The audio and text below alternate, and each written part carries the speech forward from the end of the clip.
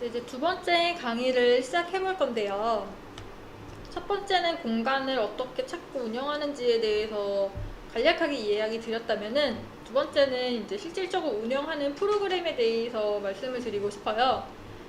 소비자와 함께 하는 공예 프로그램이라고 제가 제목을 잡아놨는데, 일단 앞에서 말씀드린 거와 다 연결되는 내용들이기 때문에 다른 강의라고 생각하지 마시고 앞에서 들었던 내용을 한 번 더 생각하시면서 지금 강의를 들으신다면은 조금 더 도움이 되실 거라고 생각이 됩니다.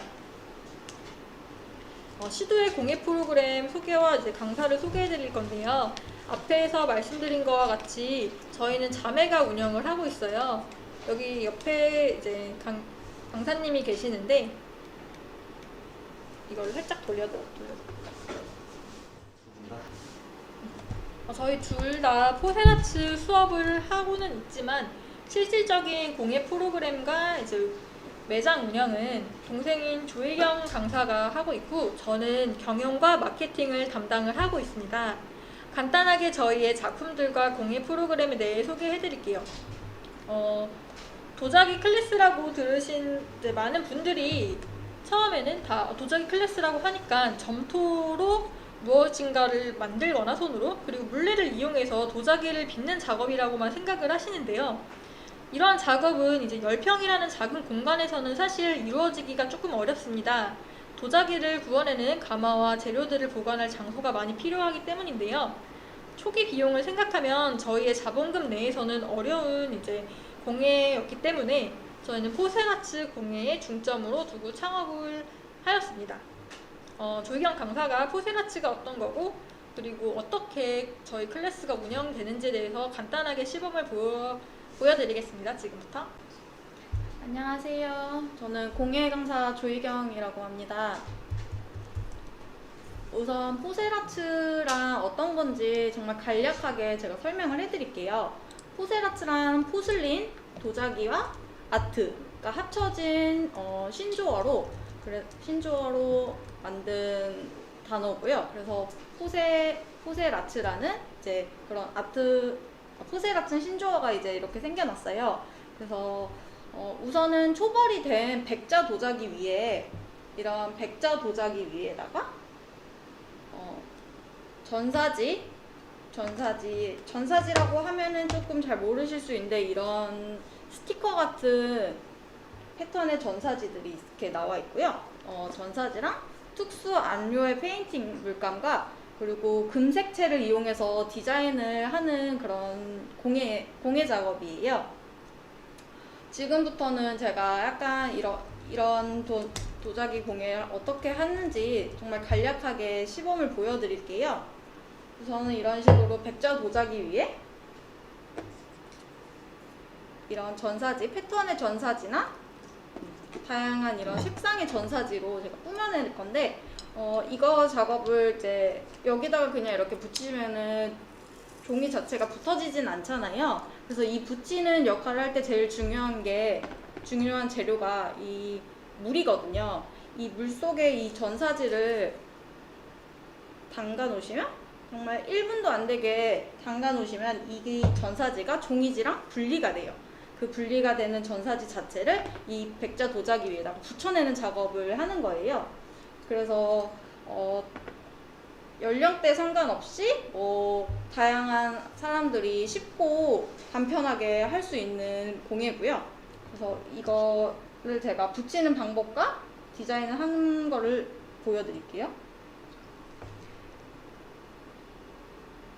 보이실지 모르겠는데 이렇게 물속에 전사지를 담가놨어요. 이 패턴지는 실제로 많이 선택이 된 패턴지인데 천사 모양이고, 그 유명한 분유 광고에도 나오는 그 아이들이죠. 그래서 일단 간단하게 보여드리려고 하나만 준비를 해봤는데, 옛날에 보시던 탐박이 스티커? 라고 생각을 하시면 이런 거구나 라고 금세 아실 수 있을 거예요.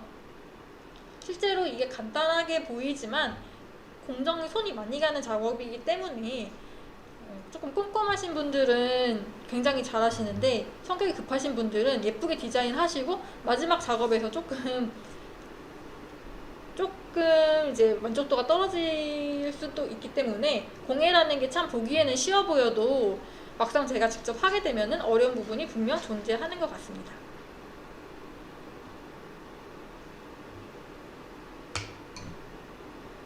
이런 식으로 물속에 담가놨다가 빼면은 이렇게 두 가지가 분리가 돼요. 그래서 이 분리가 된 전사지를 백자 위에다가 붙여볼게요. 그냥 이렇게 붙인다고 모든 게 그냥 붙은 게 아니에요. 왜냐면은 이걸 이제 가마솥에 800도 정도 되는데 구워내야 되는데 안에 지금 물이 차 있다 보니까 이게 구워지면서 이렇게 움직이게 되거든요. 그래서 제일 중요한, 저희 공예 중에서 제일 중요한 작업은 물을 빼주는 게 제일 중요합니다. 그래서 물을 빼줄 때 쓰는 도구, 이런 실리콘 도구, 고무 도구로 안에 있는 물을 빼주셔야 돼요. 이렇게 전사지를 손으로 한번 고정을 해주시고 안쪽에 있는 물을 다 바깥으로 빼준다는 느낌으로. 그래서 이런 작업을 이제 여러 번을 통해서 디자인을 직접 하시는 거예요. 그래서 이렇게 하면은 지금 손으로 밀었을 때 절대적으로 전사지가 움직이지 않게 되거든요.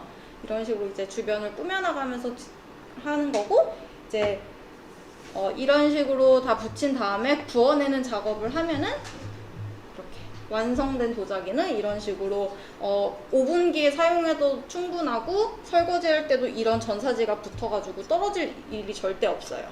왜냐면 이 전사지 자체가 800도라는 높은 온도에서 구워지다 보니까 절대적으로 떨어질 일은 없고 전사지 모양이 망가질 일도 없다는 그런 장점이 또 있습니다. 그리고 이제 이런 전사지로만 디자인을 하면은 좀 심심할 수 있잖아요. 요즘 사람들이 금을 되게 좋아하세요. 저 또한 금으로 된 디자인을 되게 좋아하는데 금 같은 경우는 이제 첫 번째로 이렇게 바르면은 전혀 금 느낌이 나지 않는 색으로 갈색이 되세요. 이건 아직 디자인을 다 하시고 구워지기 전의 상태고요. 이렇게 보시면 이게 지금 이렇게 갈색 테두리로 나와 있는 게 금 색채를 발라놓은 거라서 지금 색깔은 좀 이럴 수 있지만 막상 이거를 이제 도자기에 구워내면은 이런 식으로 금의 색깔이 나오게 됩니다. 간단하게 이런 식으로 저희가 주로 작업을 하는 공예에 대해서 간단하게 보여드렸는데요.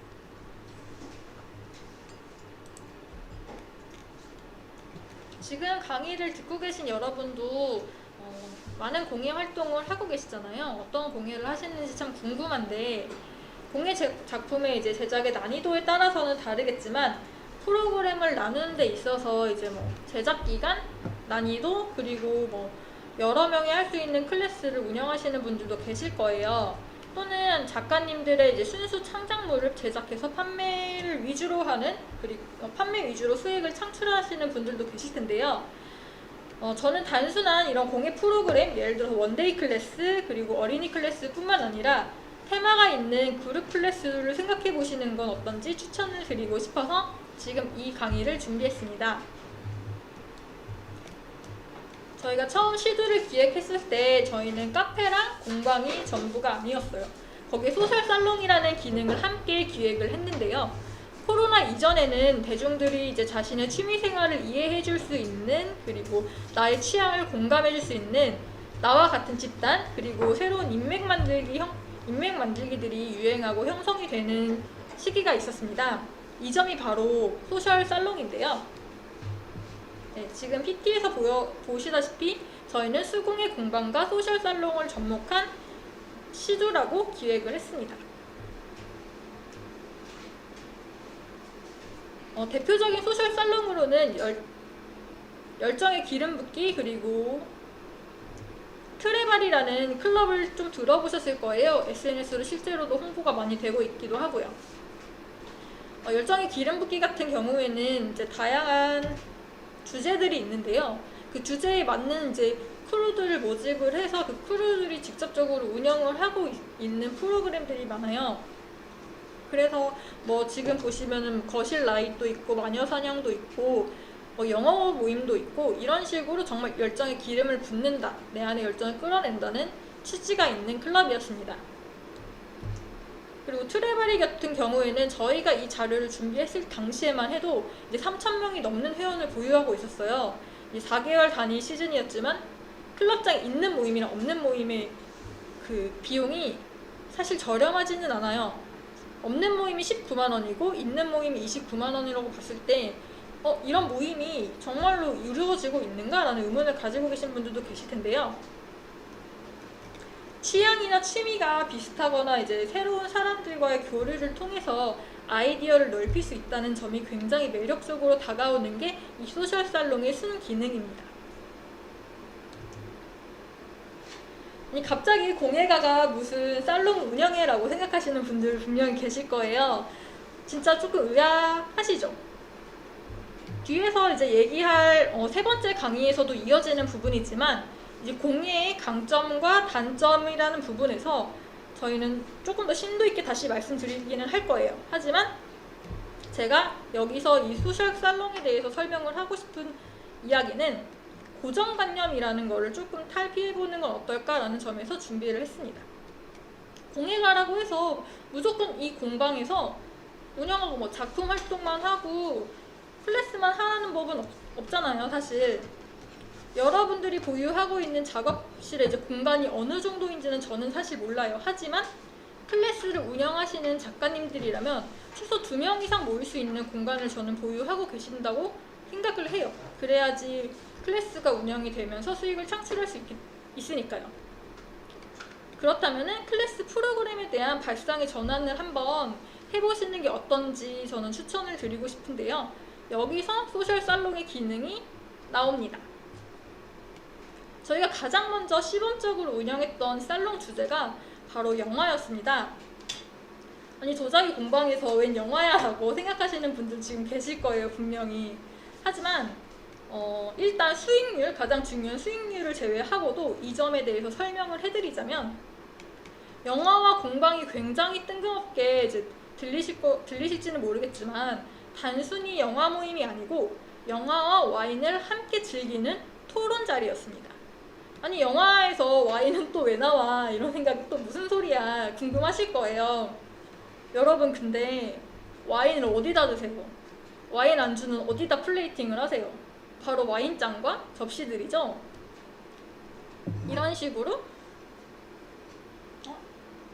나오고 있나요? 네.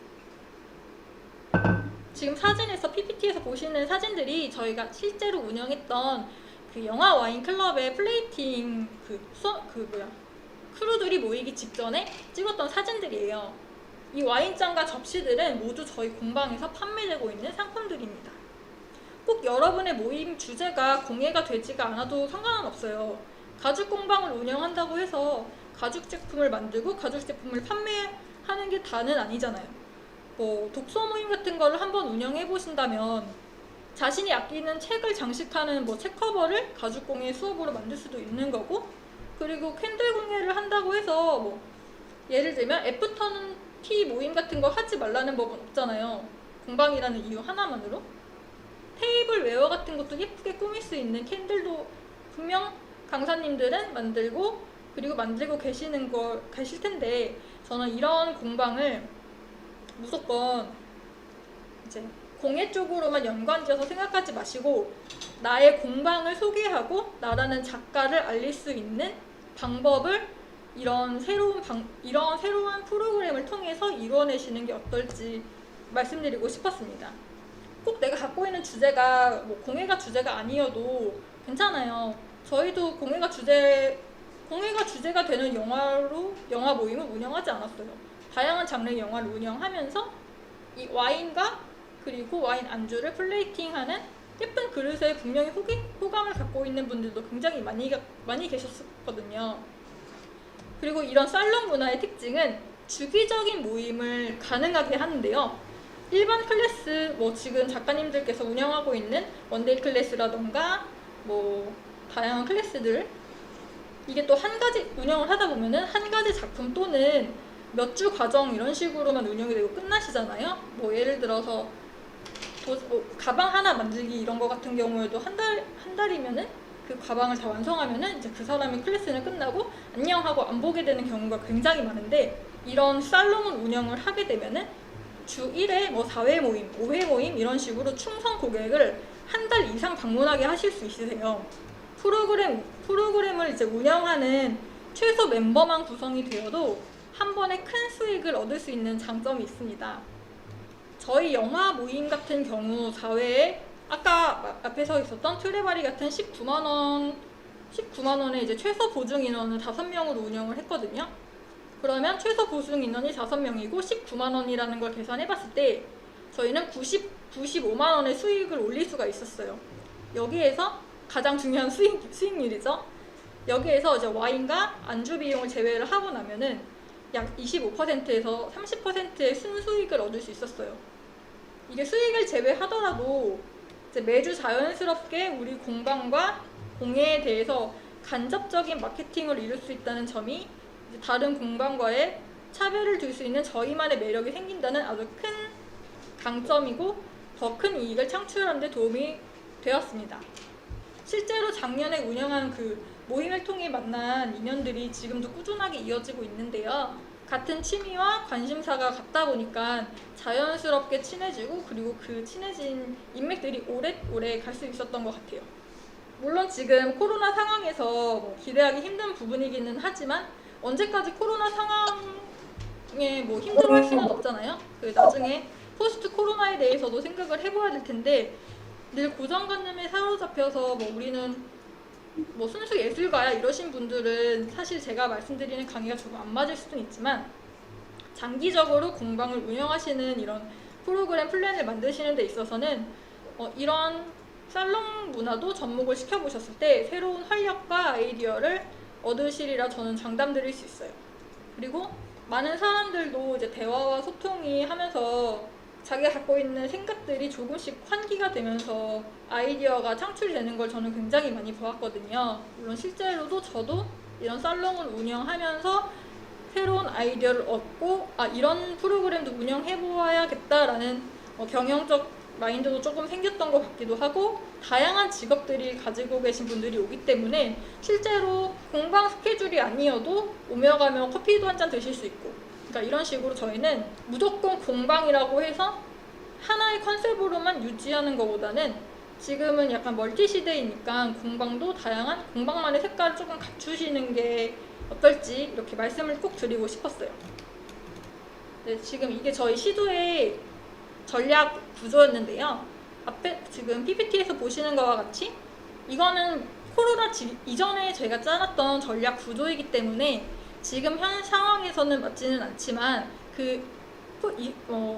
포스트 코로나 이후에 장기적인 플랜을 생각하시면서 들어봐 주시면 좋을 것 같아요.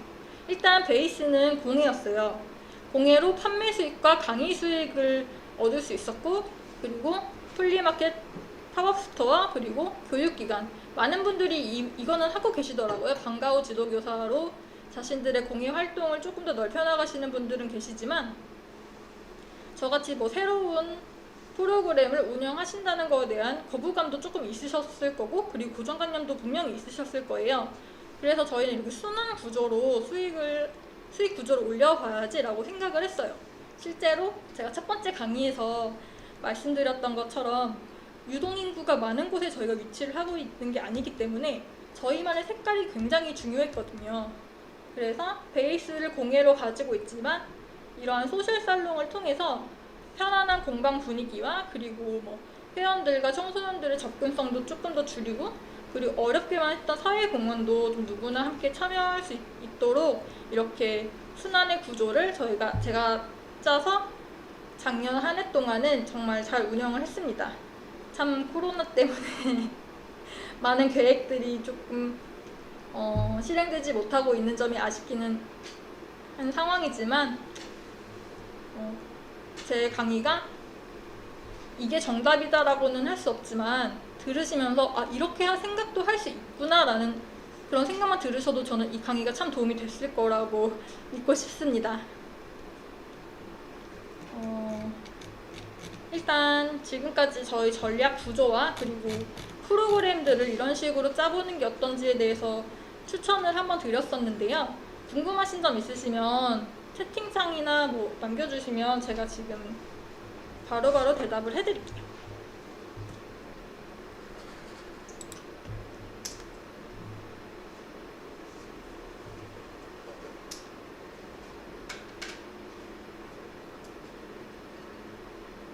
채팅창 보고 있나요?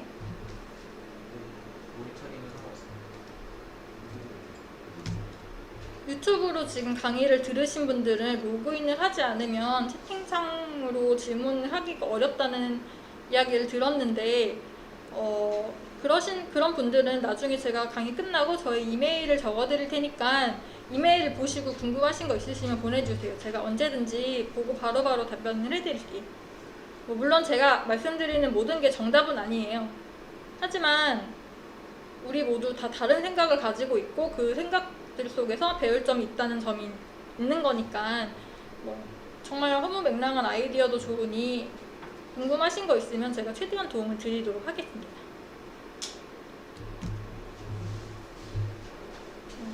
지금 이 자료도 제가 조사를 한 지 조금 된 자료인데 2018년 기준으로 이제 연말에 망원동에 큰 건물을 크리에이터 클럽이 운영을 했거든요. 예쁜 부엌 가정집을 리모델링해서 소설 살롱을 운영했었는데 그 망원점 회원이 1000명을 목표로 2018년 목표였는데 그건 이미 달성을 했고 굉장히 큰 성장을 하고 있었어요. 이 열정의 기름붓기 같은 경우에도 음식을 만드는 프로그램도 있었고 와인 클래스 강의도 있었고 독서 클럽도 있었고 다양한 주제가 있었는데 만약 이런 아이디어가 지금 들으시면서 좋다라고 생각을 하신 분들은 지금 운영되었던 큰